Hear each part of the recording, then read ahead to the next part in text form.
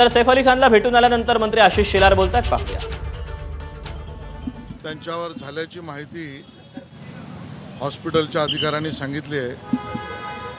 त्या वुंड्सवर जी सर्जरी करणं आवश्यक आहे, विशेषतः 2 ठिकाणी त्या ज्याला आपण डीप वुंड म्हणू अशा पद्धतीच्या या जखमा आहेत. त्यावरची सर्जरी जवळजवळ 4-5 तासाच्या वर झाल्यामुळे त्यांना विश्रांतीची गरज आहे. ते ICUमध्ये विश्रांती करतायत. त्यांच्यावर योग्य प्रकारची ट्रीटमेंट चालू आहे. सर्व त्या ठिकाणी आवश्यक त्यांच्या तंदुरुस्ती आणि तब्येतीला सांभाळण्यासाठीची सर्व व्यवस्था हॉस्पिटलने केलेली आहे. बरोबरीने मी पोलीस अधिकाऱ्यांशी बोललो. DCP असतील, ॲडिशनल कमिशनर असतील, SCP असतील, सिनियर PI असतील, या सगळ्यांशी मी सकाळपासून बोललेलो आहे.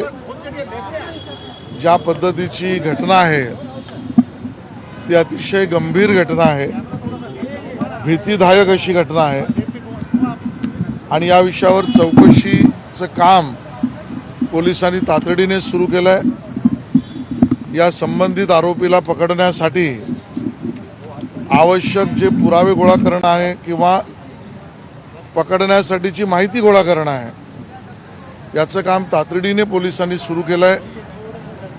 फुटेज असतील, फोटो असतील, त्यासाठी आवश्यक क्राईमच्या 1 नाही तर 10 टीम त्याला पकडण्यासाठीच्या असतील. या सगळ्याची तातडीने पूर्णपणे कारवाई पोलिसांनी केली आहे. अपेक्षा करूया आपण की आरोपी लगेच पकडला जाईल, त्याला अटक होईल आणि बरोबरीने अपेक्षा ही करूया, प्रार्थनाही करूया की सैफ अली खान यांना त्या ठिकाणी लवकरात लवकर बरं होण्याची आणि जखमा हील होण्यासाठी सगळ्या व्यवस्था तर दिल्याच आहेत, पण त्या लवकर बरे व्हावेत. त्यांच्या परिवारातील लोकांना सुद्धा जो मानसिक धक्का बसला असेल त्यांना सुद्धा यातून सावरण्याची संधी मिळेल. मला वाटतं तात्पुरता त्यांना आराम करायला देणं आवश्यक आहे, एवढंच मला सांगायचं आहे.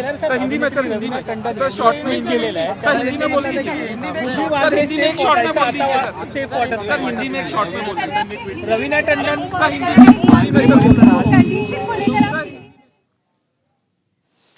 तेव्हा हल्ले